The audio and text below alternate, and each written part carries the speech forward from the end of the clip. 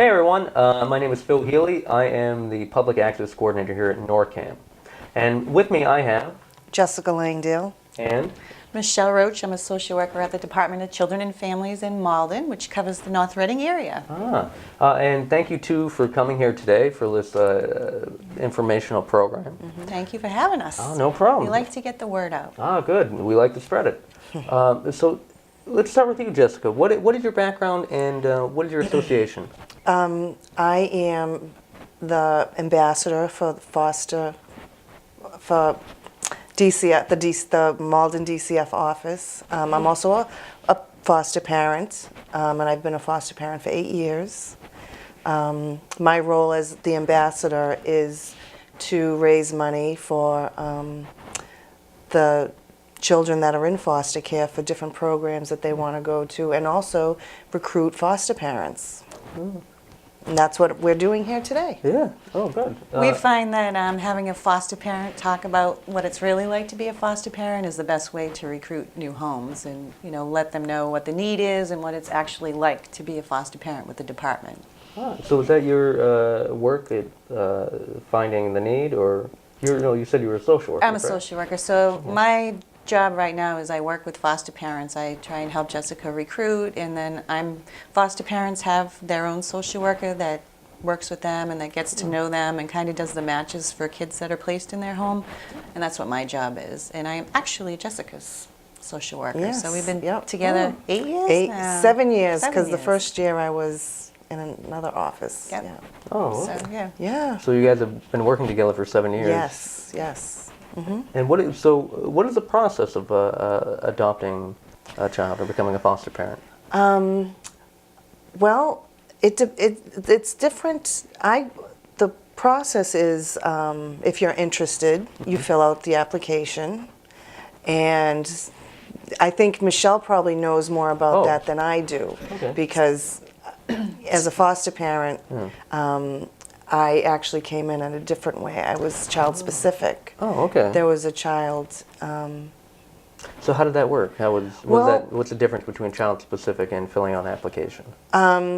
A child specific is her son knew a girl that was coming into the department's custody, and Jessica stood up and said, I'll be available to take her. And then we can go in and place just as a child specific after running the background checks and making sure the home's appropriate. We can do that. We have teachers that do that. Anyone that has a relationship with a child can step forward as a child specific if they meet our criteria. Unrestricted homes, which is what Jessica is now, are people that will just call the 800 number, or they'll call the Malden office. And typically I'm the one that speaks with them and goes over the process. I'll tell them what the process is. Foster parents can pick the age of the child that they want, the sex of the child. And it depends on what your family makeup is. Like I have all girls, so I would want a girl foster child. Jessica likes to foster teens. Oh, okay. We have some foster parents that want babies, some that just want school age. So what works for you and what's going to fit your family is what we'll work on together. And then I'll send them out an application, typically send it back to me, which will allow me to run a criminal record check on everyone in the home 14 and older. And then I go out to the home, make sure that the physical standards are met, as far as safety for kids, so their fire exits, smoke detectors, carbon monoxide. And then once that process is completed, they're invited to a 10-week training that the department offers. Now, is that a free training service, or is that involved in the... Nope, everything working with the department is free. So it's 10 weeks, and it's called MAP training, which stands for Massachusetts Approach to Partnerships in Parenting. And it's a very informative class. Jessica was in my class. It is. It was informative after I was a foster parent for a year, because as a child specific, I didn't have to go to the MAP training right away because it was sort of like an emergency. And when I went into the Malden office, I took the MAP training, which was very informative. We get training throughout the year. There's one training a month, basically. There are a couple of months in the summertime, I think, that there's no training because everybody's on vacation. but you're constantly being trained in different things that are happening. We got trained for first aid. We got trained for CPR. We get training for the difficult child, or how to offer services to a child or find them in your area. Different things. This actually seems pretty appropriate for any parent, regardless of It does. Actually, it is a very good class. It, over the 10 weeks, it talks about how do you work with the department. We're such a large agency. Who are the players? Who's going to be in and out of your house? Children have attorneys. Parents have attorneys. Do birth parents come to my house is always a big question. And they don't come to your house. Visits are supervised in our office. We like foster parents to have some contact, at the office or something with birth parents, but if they're uncomfortable, it's certainly not a requirement. We talk about the kids that are coming into care now. We see a lot of substance abuse and domestic violence.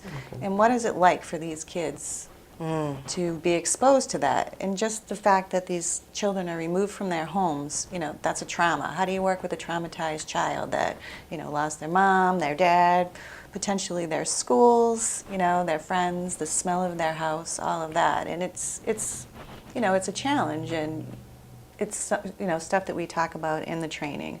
We have 1 week that's called panel night, and we have typically a teenager that's currently in foster care come to the panel and talk about what their experience has been like what's worked for them and what hasn't worked for them. We might have a birth child of a current foster parent. What has that experience been like for them, having kids in and out? And we might have someone from our legal department. Sometimes you have children that have been in the system and they're adults. And they're adults now, yeah. And they're, thriving in their community and have children of their own. Yeah. So. And the training's run by 2 social workers and a current foster or adoptive parent. So you're getting that information directly from the foster parent. So we're not sugarcoating anything. We're going to, tell you what it's like, what some of the behaviors you might see because of what they've been exposed to, and how to handle that. Because we want, when we ultimately place children in foster homes, we want it to be successful. We want the children to stay in this foster home until the parents can, do what they need to do in order to get them back. We don't want to bounce kids around. So for us, if they can't be with family, then we want to make sure that they're going to stay in one home, be successful until they reunify. So what is I know this is weird putting the kind of statistic on it, but in your mind, and whether you have that statistic with you, what is the success rate for keeping a child in one home? And is that dependent on many factors? How is that kind of looked at? I know that's a weird loaded question. It is a loaded question, but I can handle that. Yeah. I think we're typically successful with that. Some kids can be more challenging, and that's why we try from the get-go to figure out, like Jessica wants teenagers. I'm not going to call her for a 3-year-old, and say, Jessica, can you please take this kid? Because I know it's not going to be successful. It'll be short-term. We'll have to move that 3-year-old. Unfortunately, we don't have a big pool of foster homes out there. So a North Reading child that comes into foster care could end up in a home in Everett. Which, it's a very different community, North Reading to Everett, and, it's a huge change and it's difficult. So if we can keep kids in their community, it at least helps with, maintaining friendships and, that. Keeping that net of what they're used to. Yeah. No, it's a brilliant kind of setup. And Jessica, just to touch on, what draws you to only going after teenagers? Is it because sorry? Well, I had teenagers, and I was working at the time, and the teenagers are, in my home, they pretty much take care of themselves. I mean, I'm there all the time for guidance, and there are rules and curfews, and just like any other teenagers that you'd have, your own teenagers. But the basic fact was that I had teenagers. They sleep through the night. And they sleep through the night, and I can get up to go to work and send them off to school and come. I would be home after work for them when they came home from school.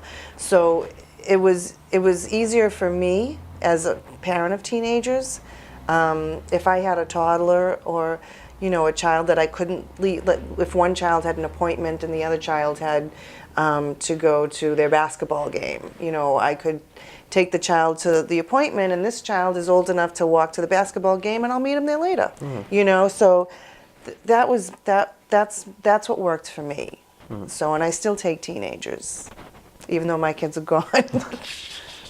So, but yeah, And she it works. had a girl for 3 years. Yeah. And she still continues to come to her house, and she's like her mom, and Yeah. holidays and all that. So that's, sweet, yeah. because these kids, a lot of these kids, they don't have family when they're teenagers, and at 18, they age out of the system if they don't want to, sign themselves back into the department. We can help them. But some kids, have had enough of us, and they move on. So to have like a foster parent like Jessica that continues to like open her home for this girl and provide the family that she doesn't have is like a wonderful connection for her. And she's always allowed her, this typical girl to maintain a relationship with her birth mother. So, and that's important. Yeah, no, I mean, it seems to be the bigger question is, and you've answered on a couple comments you've made, like, you want to keep these people, you want to keep everyone involved. Yeah. And it seems like a great structure to help keep all these people involved. And also, like, I mean, I guess one comment I have, and this is based off what you were saying, like, you have people, you don't have people jumping from family to family, Right. but you have different age ranges that kind of, whether they leave the foster parent or whatever place they are at that one point, when they reach a teenage level, you have Jessica here to be like, I'll take them. And just kind of, it's a beautiful thing when you can kind of pass it on to someone who, maybe there's an older woman who can't.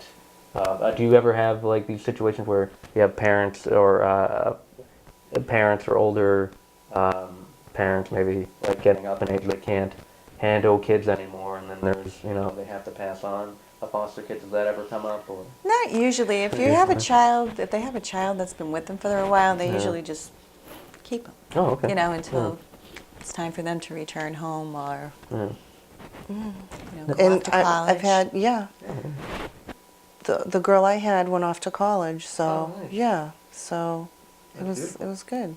Yeah, she did very well. Do you often find that some of these kids come back and help the program, or? Yeah, that's her. once again? Her foster daughter would come to my MAP trainings and speak about her experience, and they enjoy that. Like, I've been having like a teen girl and a teen boy come and speak, and I think it's like almost therapeutic for them to hear somebody else that's been in a similar situation and that they're doing well, and and it's nice for foster parents to hear, when you're sitting there and your foster child's talking about how great How great I was. yeah, you like know. if it weren't for her, if it wasn't for her, encouraging me to go to school and go to college and making sure I got up in the morning to get to school, and they're just how you would treat your own children. These kids they're great kids, they're resilient, they have a lot to offer a family. And there are people that think about doing foster care, and they say things like, I don't know if I would be able to give the child back. I don't know if I could deal with, having a child in my home for a few months and then say, oh, now they get to go back home again.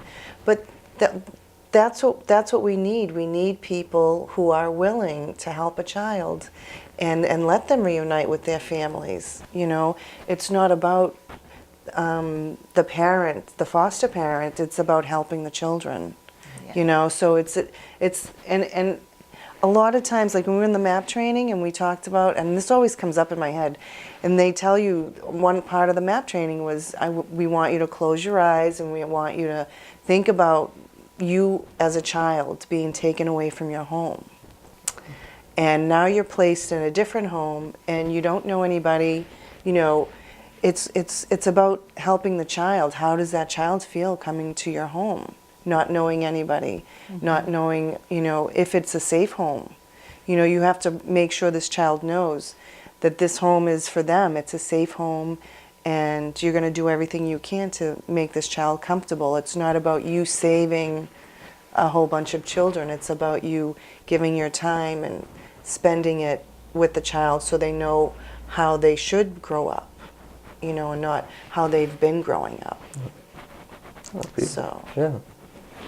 So, yeah, I mean, are there any other kind of programs you have, like besides MAP as well, to help like continuing education? Yeah, that they that's do? the trainings that Jessica Okay. had talked Yeah, about. So after the MAP training, the next step is you get what's called a home study completed on you, and that's kind of us getting your background information, where you grew up to where you are now, and what is your motivation for becoming a foster parent, and then we kind of go through like what age child, what child is going to fit with you so that, again, it will be successful. And then following that, once you're completed and licensed, that's when, we call you, and we're crisis oriented. So, I called Jessica at 2. Jessica, I have a 13-year-old girl, can you take her? Oh, sure, I can. Okay, we'll be there in 20 minutes. I mean, sometimes it's that quick. Sometimes it could be, I'm at your door right now. Yeah, Yeah. around the corner. But, we are crisis driven, so it is usually an emergency. So, we need to know, okay, so she can or she didn't answer, I'm going to go to my next teen home and say, can you take a 13-year-old girl until I can find a home for this child? Because, or however old they are. I mean, they're birth to 18 or older. Yeah, it's an 18, that's when they're legally an adult, right? Yeah. And they can just... They can sign in or they can walk away. Oh, okay. And we want to make it a point to that I keep seeing that commercial on television, and it's kind of upsetting me because Which one? the one with Kathy Rigby saying the little home for wanderers, when children age out of the system, they're out in the street, but that's not true. That's what she's basically saying. They can sign themselves in and stay in their foster home or go into what they call an independent program where they would have their own place with other kids or other people their age. And When you age out of foster care, if you're 18, you age out. Children are entitled to free tuition and fees at state colleges. Oh, that's beautiful. So that's, helps these kids to be able to, be successful in their lives. so it's not like they're sending them out in the street and saying, oh, Shut the door, get out. it's not. They have options. Yeah, They have options. If they want to do the work. Right. If Fair you're not enough. going to stay in school, or get a job or do what you need to do, then That's a different story. that is a different story. And also, if you adopt through the department, which the process is pretty similar, the foster care and adoption process, the MAP training is actually a combination of foster and adoptive parents. Some people come into the department and they just want to adopt. Some people come in and want to do foster care. And the MAP training is really a good place to make that decision about what's best for you. Like, gee, I was thinking about adoption, but now I don't know, foster care might be the way for me to go. So it really is a good way to figure out what you want to do. So if you adopt through the department, you're also, the kids are eligible for free state tuition and free fees. And the adoption process and the home study and all that is free. So it's, it's nice. So I guess if I were to say I want to adopt a foster child, like right now, what would be the first thing if I didn't have any specific kind of like, oh, I don't know who I'd like to take, who needs the most attention, who is that The like, kids that are freed for adoption right now, that are hardest to place are either older kids or sibling groups. Oh, okay. So there's a way you can kind of get a group of kids together so they're not split up. Yeah. Oh, so what would you? So the process for that is pretty much the same, or? Yeah, you have to go through the application and the training, and Jordan's Furniture does a wonderful job for us. They have. Oh, they have a foster kid wing. Yeah. No, and well, they do actually. They do. Oh, They wow. have pictures of kids that are free for adoption at Jordan's, and they do adoption parties, or kids that are legally free are there. Now, do they people come that with are looking. furniture? They don't come. No, unfortunately. All right, well, sweeten the deal, but all right.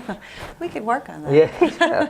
No, but that is interesting. They have a place there right on AOY or Parkway. Was it? In Reading. In Reading, In yeah. Reading, yeah. Yeah. So there's a process there. You can talk to There's a someone book there that you can look through at kids that are legally freed, and Oh. So which part of that store can you go to? Is it you walk through Beantown. Beantown? It's so silly talking about that place. So you just kind of You walk through Beantown, and there's a book on the left, and actually the pictures are like, I think on the way to the restrooms. But they're beautiful pictures, Yeah. done by professionals, and they've been very successful in getting matches for us. That's great. So it is great. Is there any other similar places that do that sort of thing for you guys? Or? I think they're- Sunday's Child, Wednesday's Child. They what's have that? it's in the paper every Okay. Sunday. There's a Jack Williams. Yep. Every Sunday yeah. there's a picture in the Sunday paper, the Globe. I think it's in careers, money in careers. And there's like a picture on, I don't know, in the back of a child, and a description of the child and what the child needs. And every time I go to Jessica's house, she's got a new one. I up got a there. new one I up think I want to take this one. Yeah. So it's so funny because I look to see, who's in there, and sometimes they have the programs too from Jordan's and Sunday's Child on television. They have specials. Oh, okay. We've actually had at our map training on the panel night, one of the first Wednesday's Child come to speak. Oh, wow. And he's a wonderful speaker, and successful, married, kids of his own, and I don't know if he's currently fostering, but that was his intent to pay back. Oh, right. And do you find that happens with these kids? I know you said one of your foster kids came back and worked, but do you feel them either donating or giving? Is there any way you can donate to the cause by not fostering yourself, but giving money to the program? Or anything like that? Yes, you can give money to the Malden office. The area board. The area board. Okay. Yeah. Yep.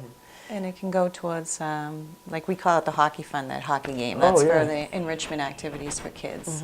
And it's run by a board of people some from our office, some from the community, and we have to go through a process. If her foster child wanted to play hockey, would fill out the request, see what they have, and typically we have enough to fund them because we want them to be enriched and do these activities. And you can always donate. Some companies donate things to DCF.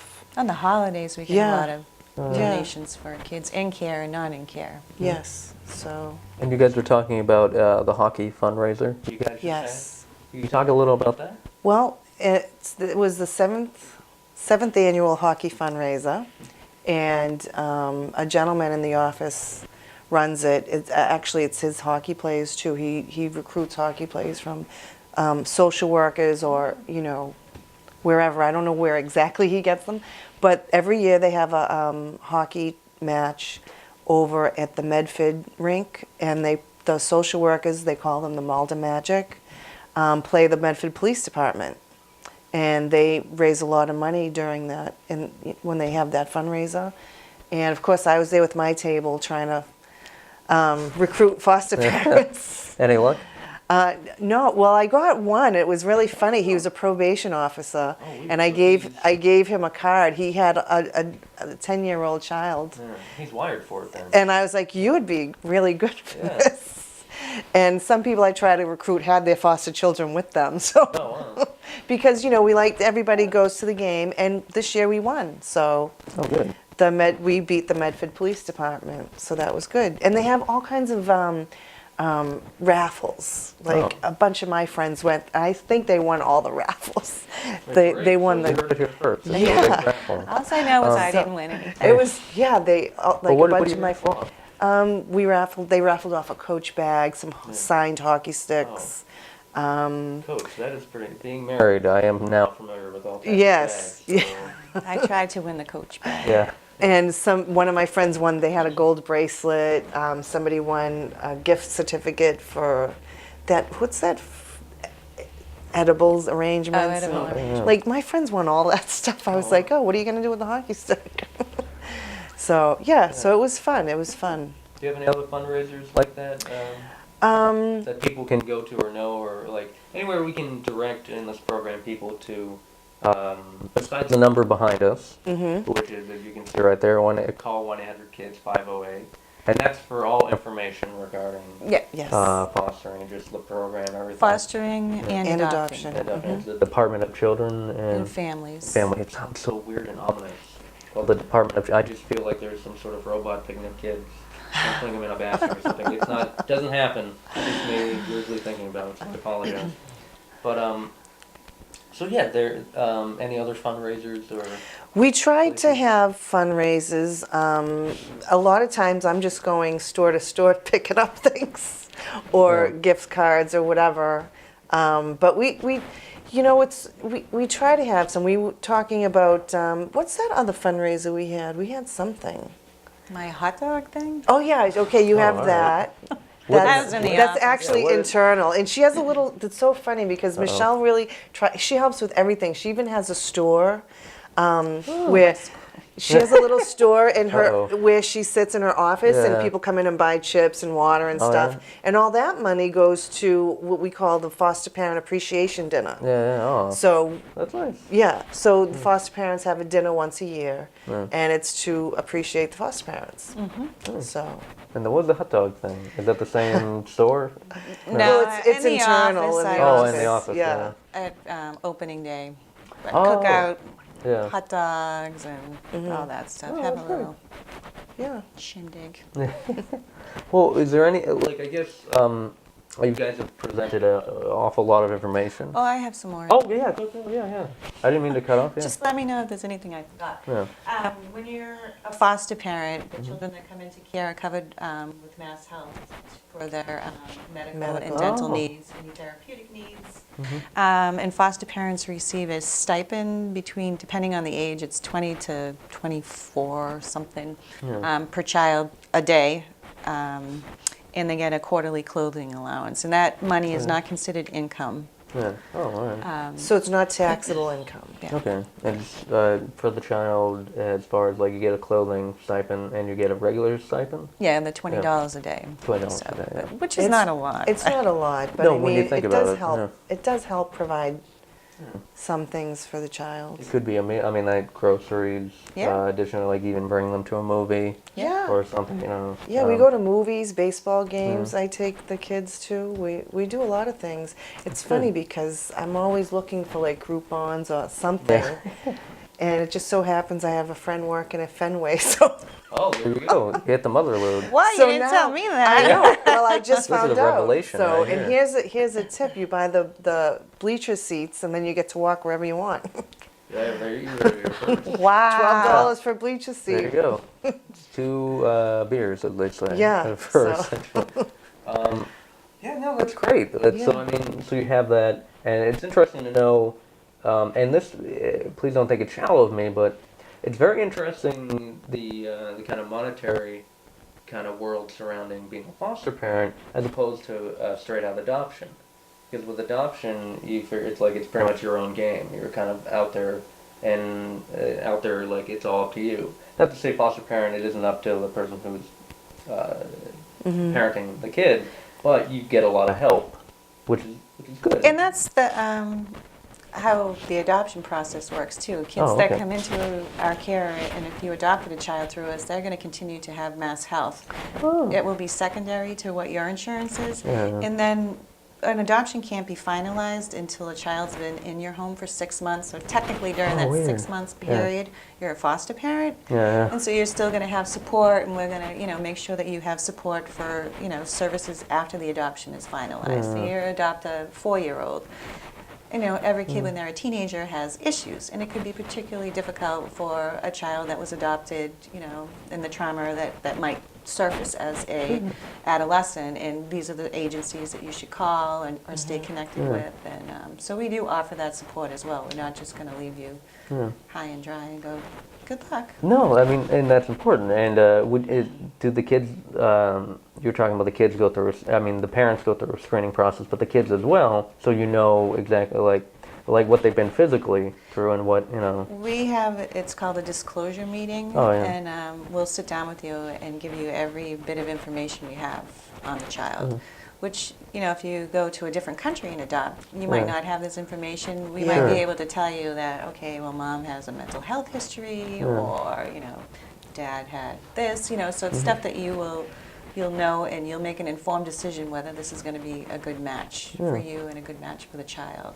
It's good to know further down the line, as you act as a parent, like what to do, as you say, make an informed decision about how you raise the kid, and just I imagine talking to a child about their past and trying to open up with them.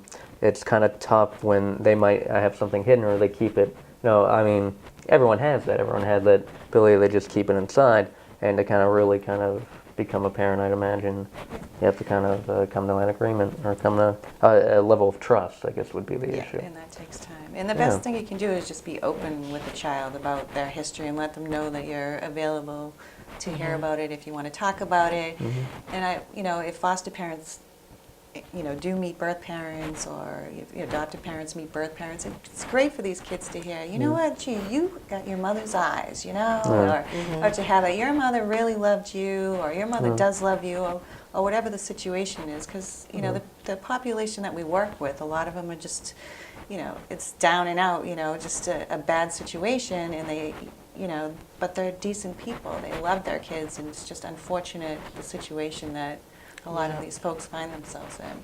Well, you just never know. Yeah. It's just kind of one of those things. Yeah, you never know. So, barring anything else, I would like to ask you guys, in your own words, what would you recommend to someone if you had a sentence to recommend about the process, and if someone should foster a child? I'll go with you, Jessica. What would I recommend? Yeah. I recommend getting to know other foster parents, and getting to know your social worker, and utilizing every opportunity you have for the child within the system. That's what I recommend. I suggest you give me a call if you're interested. And really, if you go to the MAP training, there's no commitment. You go through that 10 weeks of training to foster or adopt. I'm not going to make you take anybody. It's really an informative time. Some people go through the MAP training and might wait a year or two to decide to do it, and that's fine. But it really gives you the groundwork of what it's like, what our kids are like, what this agency is like, and how to, connect all the dots so it's going to be successful for our children. All right, and once again, the number is behind me. It's 1-800-KIDS, KIDS 508. And is there a website too that they can go to? Yeah. Yeah. No? If you go on the Department of Children and Families, if you Google it, you can get in there. Yeah. .gov. It is a .gov, yeah. So call behind, and if you need any information on these two lovely ladies, you can contact NORCAM. You can contact here at the station 978 as well, 978-0501. I believe that's the number. I always screw that up. I apologize, NORCAM. Or you can email me too for more info on this programming, besides the number behind you, or info on bring your own organization here to talk about it. You can email me at Phil, PHIL dot Healy, HEALY dot NORCAM, NORCAM at gmail.com. So, ladies, thank you again, and Thank you. We look forward to you and your wife fostering with us in the future. Yes, absolutely. So, yeah, take it easy, guys, and thank you again for watching, and we'll see you next time. All right. Thank you. Thank you.